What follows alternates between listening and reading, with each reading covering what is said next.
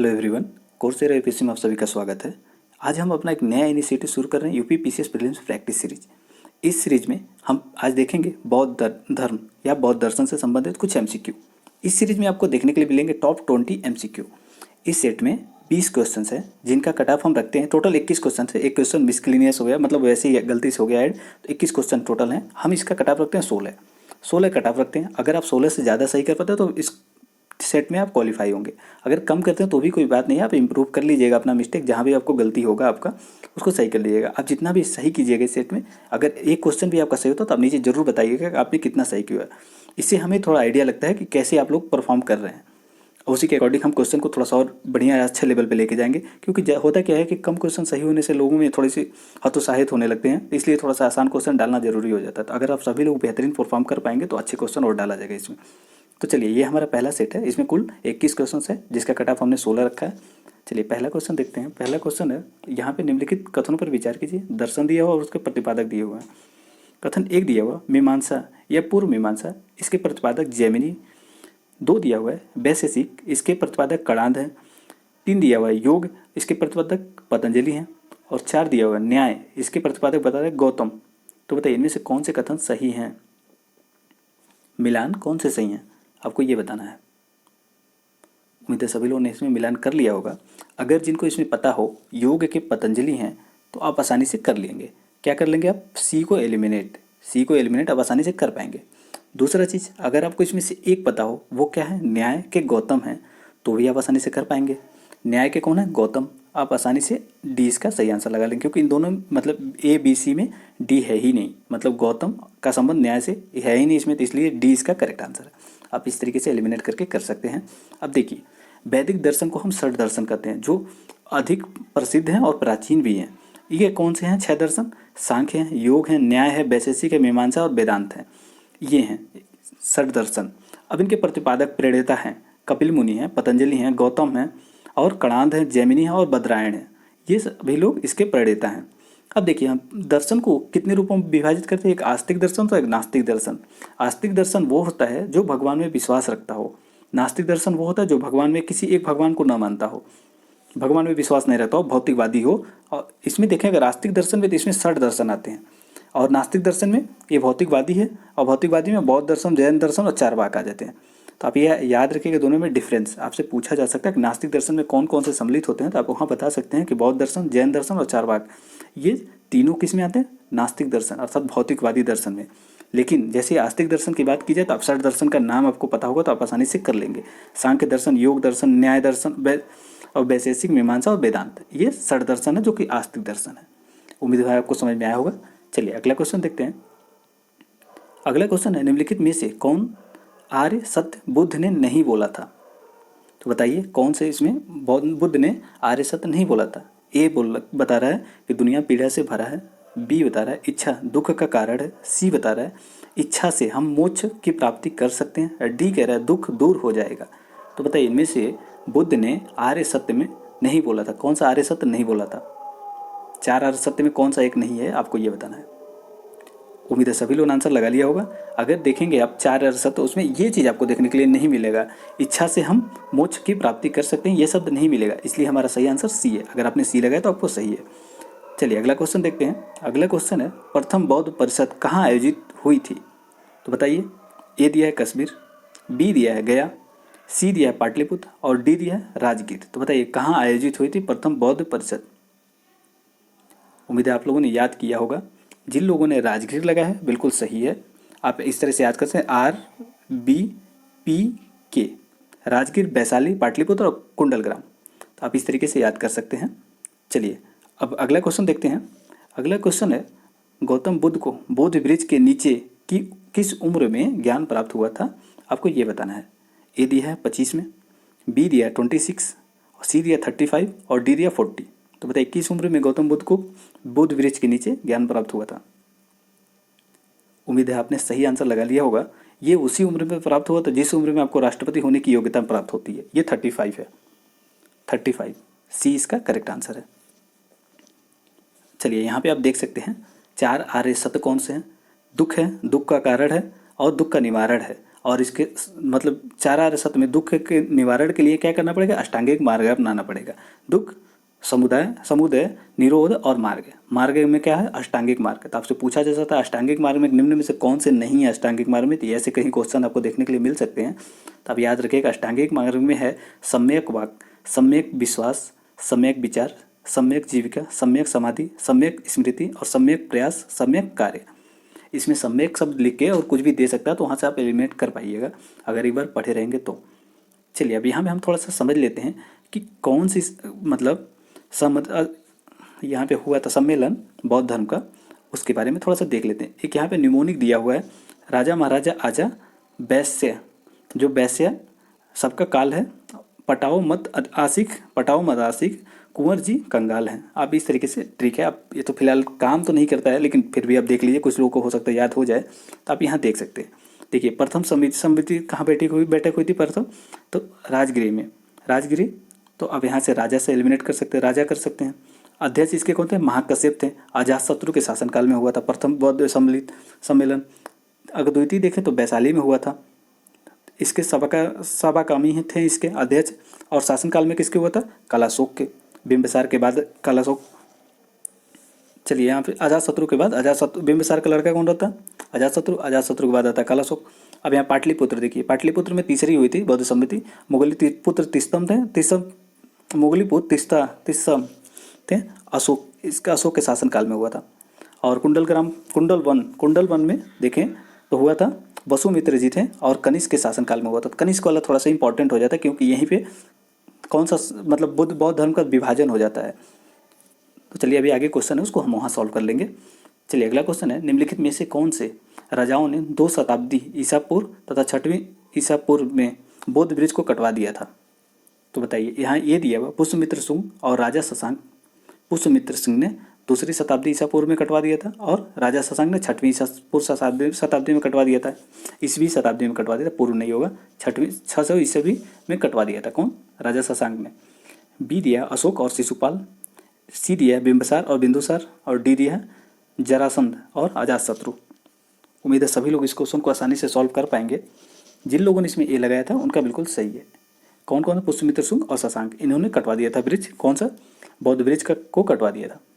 चलिए अगला क्वेश्चन है, गौतम बुद्ध को कौन सी जगह ज्ञान प्राप्त हुआ था, आपको ये बताना है। ए दिया हुआ प्रयाग में, बी दिया सारनाथ में, सी दिया पाटलिपुत्र में, और डी दिया बोध गया में। तो बताइए कहाँ पे उनको ज्ञान की प्राप्ति हुई थी।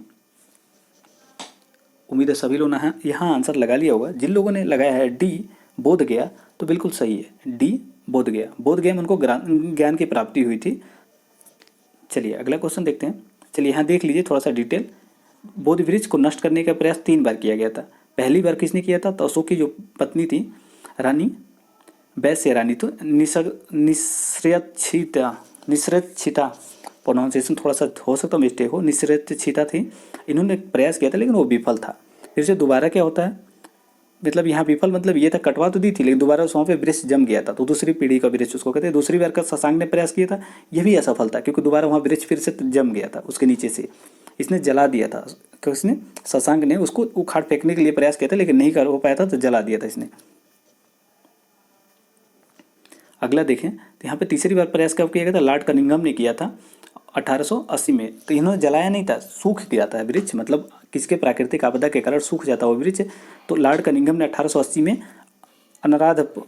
अनुराधापुरम, मतलब अनुराधापुरम श्रीलंका में वर्तमान में है, वहाँ से मंगवा करके बुद्ध ब्रिज का एक ब्रांच यहाँ पे लगवाते हैं। तो इस ब्रांच को क्या कहते हैं, चौथी बुद्ध ब्रिज कहते हैं, चौथी पीढ़ी का बुद्ध ब्रिज कहते हैं इसको।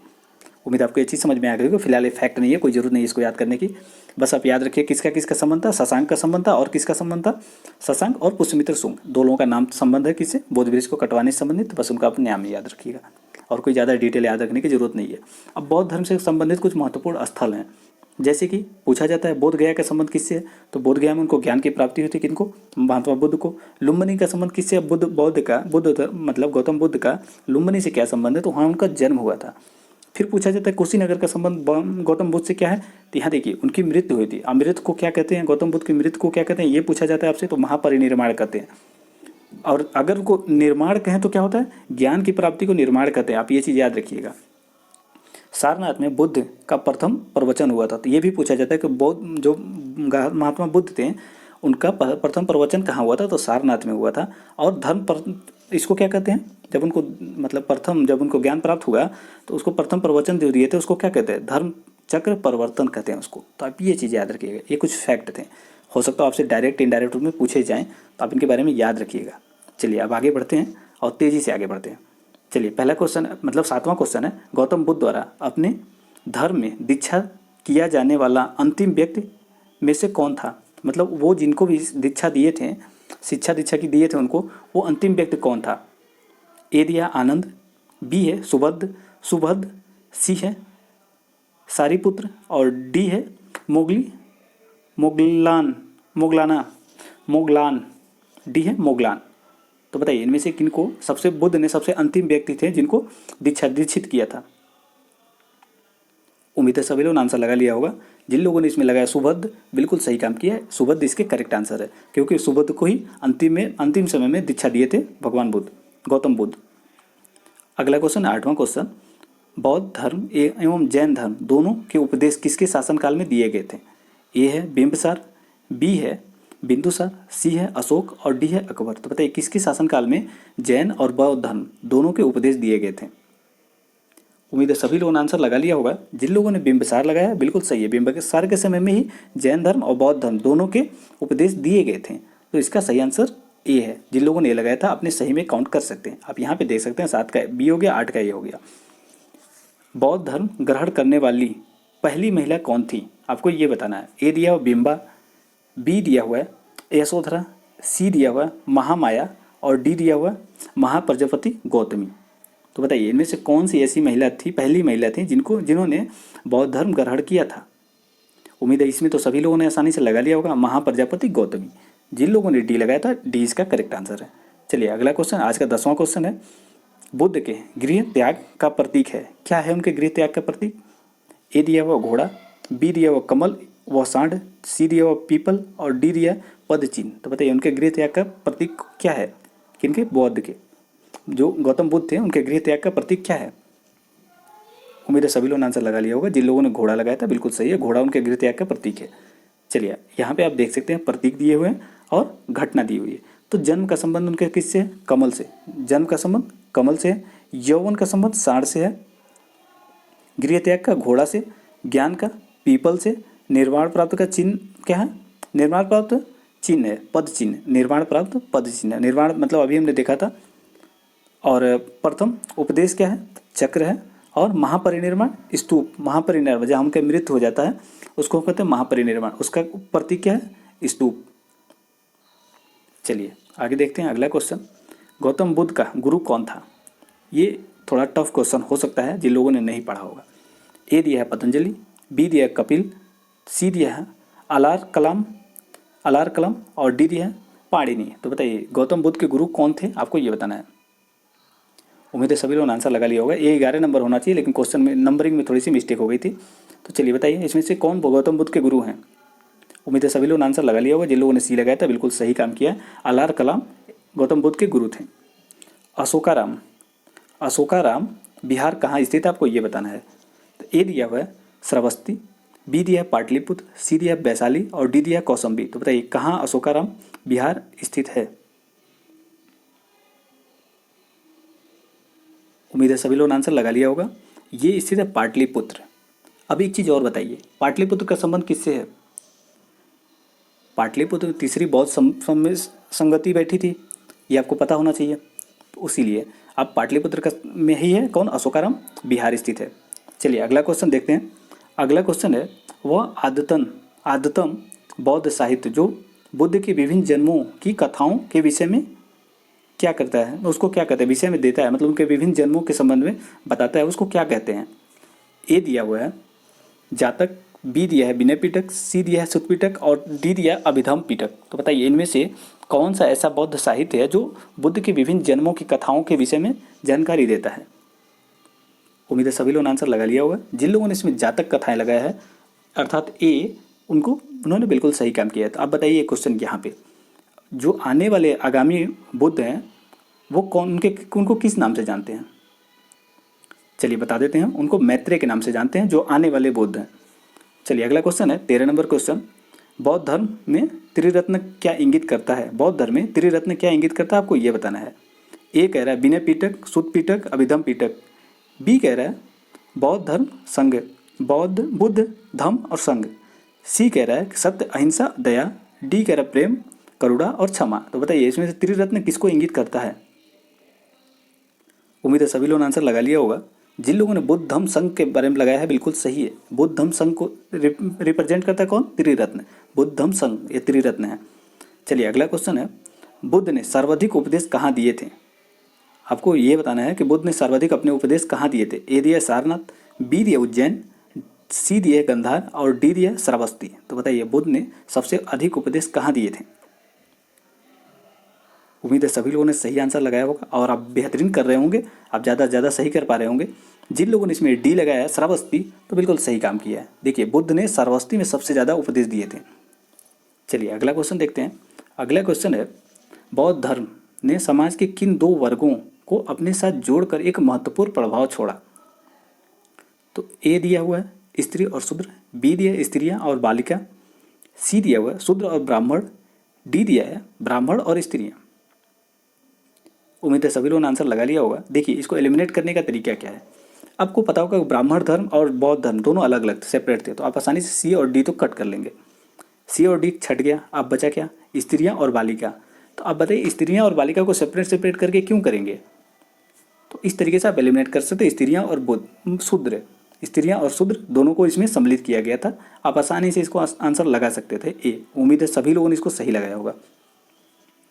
चलिए अगला क्वेश्चन है, बौद्ध धर्म के महायान पंथ का विकास किसके काल में हुआ था?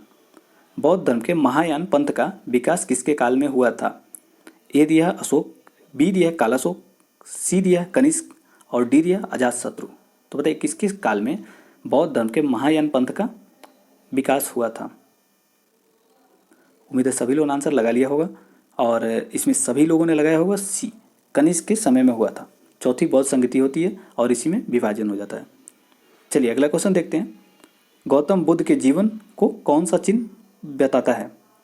तो बताइए उनके जीवन को कौन सा चिन्ह बताता है? उम्मीद है सभी लोगों ने आंसर लगा लिया होगा। यहाँ पे अगर हम देखें तो बी इसका करेक्ट है, कमल। कमल जो है गौतम बुद्ध के जीवन को बताता है। इस सभी लोगों ने लगाया होगा क्योंकि अभी हमने इसको पिछले जस्ट पहले ही देखा है हमने, तो वहाँ से आप उसको आसानी से कर पाए होंगे। चलिए अगला क्वेश्चन है, गौतम बुद्ध का सारथी कौन था? ए चन्ना, बी कथंक, सी देवदत्त और डी इनमें से कोई नहीं। तो बताइए गौतम बुद्ध का सारथी कौन था? सारथी आप नहीं समझ पा रहे हैं तो सारथी हम बता देते हैं। आप लोगों ने अगर लाइसेंस बनवाया होगा तो सारथी ऐप एक वेबसाइट है, वहाँ से जाके बनवाते होंगे। तो सारथी मतलब होता चालक, जो रथ को चलाता है। तो बताइए गौतम बुद्ध का सारथी कौन था? उम्मीद है सभी लोगों ने आंसर लगा लिया होगा। जिन लोगों ने ए लगाया है चन्ना, तो बिल्कुल सही काम किया, चन्ना इनका सारथी था। गौतम बुद्ध का सारथी कौन था? चन्ना। आज का 19वां क्वेश्चन देखते हैं, कथंक का गौतम बुद्ध के जीवन में क्या संबंध है? कथंक का एक कथंक कोई चीज़ था जिसका नाम था कथंक, उसका गौतम बुद्ध के जीवन में क्या संबंध से है? मतलब वो गौतम बुद्ध के जीवन में क्या था कथंक? ए दिया है सारथी, बी दिया है घोड़ा, सी दिया है नौकर और डी दिया है पत्नी। तो बताइए कथंक का संबंध किससे है? देखिए कथंक क्या था, उनका राजसी घोड़ा था। बी इसका करेक्ट आंसर। जिन लोगों ने बी लगाया था बिल्कुल सही है। आज का लास्ट क्वेश्चन और आखिरी क्वेश्चन देखते हैं, कौन सा पिटक नैतिक आचरण संहिता के बारे में बताता है? ए दिया है अभिधम पिटक, बी दिया है विनय पिटक, सी दिया सुत पिटक, डी दिया इनमें से कोई नहीं। तो बताइए कौन सा ऐसा पिटक है जो नैतिक आचार संहिता, नैतिक आचार संहिता मतलब किस तरीके से आपको मतलब व्यवहार करना है, किस तरह से रहना है, इन सब के बारे में बताता है, उसको नैतिक आचार संहिता कहते हैं। तो बताइए किसके बाद कौन सा है इसमें जो उनका पिटक जो बताता है नैतिक आचार संहिता? ए दिया अभिधम पिटक, बी दिया विनय पिटक, सी दिया सुत पिटक और डी दिया इनमें से कोई नहीं। उम्मीद है सभी लोगों ने आंसर लगा लिया होगा। देखिए यहाँ विनियमन का मतलब होता है रेगुलेशन, विनियम विनय पिटक है। आप यहाँ से समझ सकते हैं रेगुलेट करता है जो आचार संहिता को, मतलब हमारे चरित्र को, किसी व्यक्ति मतलब जो भी वहाँ पे साधु रहते थे उनके चरित्र को रेगुलेट जो करता था उसको कहते हैं विनियमन। तो विनियमन तो विनय पिटक, आप इस तरीके से याद रख सकते हैं। उम्मीद है आपको समझ में आ गया होगा। अब यहाँ देख सकते हैं महायान बौद्ध धर्म का एक पंथ था, ठीक। ये कब विभाजन होता है? तो जब 72वीं ईसा पूर्व ईस्वी में कश्मीर के कुंडल वन में क्या होता है, यहाँ पे सम्मेलन होता है, चौथा सम्मेलन। चतुर्थ बौद्ध समिति बैठती है कनिष्क के शासनकाल में, और उसके अध्यक्ष कौन रहते हैं? अध्यक्ष वसुमित्र रहते हैं और उपाध्यक्ष अश्वघोष रहते हैं। तो इन्हीं के समय में विभाजन हो जाता है। उम्मीद आपको समझ में आया होगा। चलिए, आज की सीरीज में आपने जितना भी परफॉर्म किया हो 2, 4, 10 जरूर बताइएगा नीचे कि आपने कितना सही किया। लेकिन हमने कट-ऑफ रखा था 16, क्योंकि 4 क्वेश्चन ऐसे थे जो टफ थे, बाकी सारे क्वेश्चन ठीक ठाक थे, आप आसानी से सॉल्व कर सकते। तो आपने जितना अगर 16 से ऊपर किया सही तो आप बहुत बढ़िया तैयारी चल रही है इस टॉपिक को लेकर के, बौद्ध धर्म को लेकर आपकी तैयारी ठीक ठाक है। तो चलिए, आज का सेट देखने के लिए धन्यवाद। अगर आपको सही लगता है ऐसे एक एक टॉपिक पे लाना तो आप नीचे जरूर बताइएगा। अगली बार हम इसके क्या करेंगे, स्थापत्य कला पे बनाएंगे एक सेट, जिसमें 10-20 क्वेश्चन जो भी हो सकते हैं स्थापत्य कला से, उनको हम समझेंगे। तो आप जरूर बताइएगा कि किस तरीके से पढ़ा जाए इसको, स्पेशली यूपी पीसीएस के लिए। तो ये सीरीज देखने के लिए धन्यवाद।